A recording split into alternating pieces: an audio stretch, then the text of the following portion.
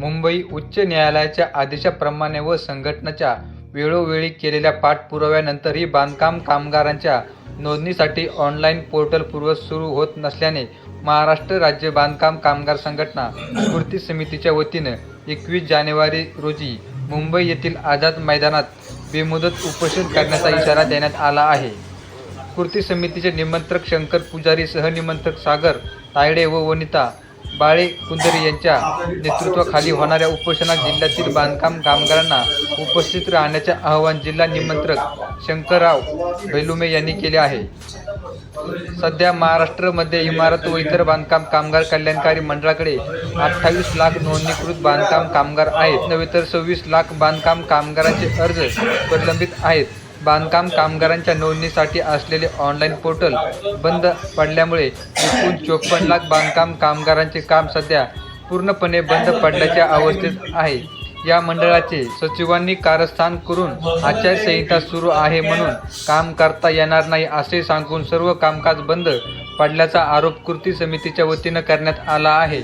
आचारसंहिता व या नोंदणीचा काही संबंध नसताना पोर्टल बंद करण्यात आले. या विरोधात कामगार संघटनांनी मुंबई उच्च न्यायालयामध्ये याचिका दाखल केली होती.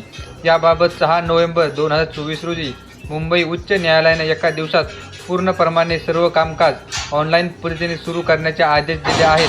परंतु जाणीवपूर्वक बड्या कंत्राटदारांचा भले करण्यासाठी लाखो कामगारांना सगळ्या लाभापासून वंचित ठेवण्यासाठी या मंडळाचे सचिव यांनी तालुका पातळीवर ऑनलाईनचे काम करण्यात येईल असे घोषित करून प्रत्यक्षामध्ये मुंबई उच्च न्यायालयाचे आदेशाची पायमल्ली केली असल्याचे स्पष्ट करण्यात आले आहे. या अन्यायाविरुद्ध नागपूर विधानसभेवर 18 डिसेंबर रोजी बांधकाम कामगारांनी मोर्चा काढला. त्यानंतर 2 जानेवारी रोजी कामगार मंत्री आकाश पुंडकर यांच्याशी चर्चा करण्यात आली.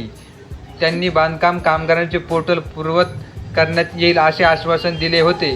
पण प्रत्यक्षात पोर्टल सुरू न झाल्याने बांधकाम कामगारांमध्ये असंतोष पसरला आहे. कामगारांची नोंदणी करण्यासाठी तालुका कामगार सेवा केंद्र पूर्णपणे कुचकामी ठरत आहेत. त्या ठिकाणी कामगारांचे शोषण सुरू असून 21 जानेवारीपर्यंत पोर्टल सुरू न झाल्यास राज्यातील सर्व बांधकाम कामगार मुंबईच्या आझाद मैदानावर उपोषणावर बसणार असल्याचे जाहीर करण्यात आले आहे.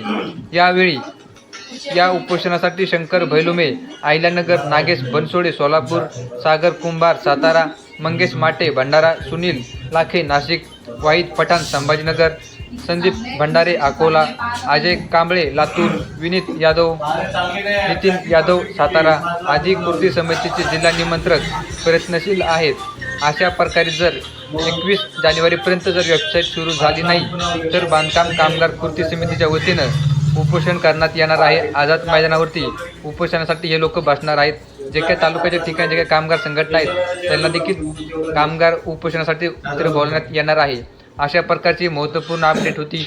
ही माहिती तुम्हाला कशी वाटली आम्हाला कमेंट करून नक्की कळवा. या योजनेसंदर्भात तुमच्या मनात काही प्रश्न असेल ते देखील तुम्ही आम्हाला कमेंट बॉक्समध्ये विचारू शकता. तसेच या योजनेसंदर्भाच्या आणि सरकारी योजनेसंदर्भाच्या महत्त्वपूर्ण अपडेट, सरकारी योजनेची माहिती व्हिडिओ पाहण्यासाठी आपलं यूट्यूब चॅनल सबस्क्राईब करायला विसरायचं नाही.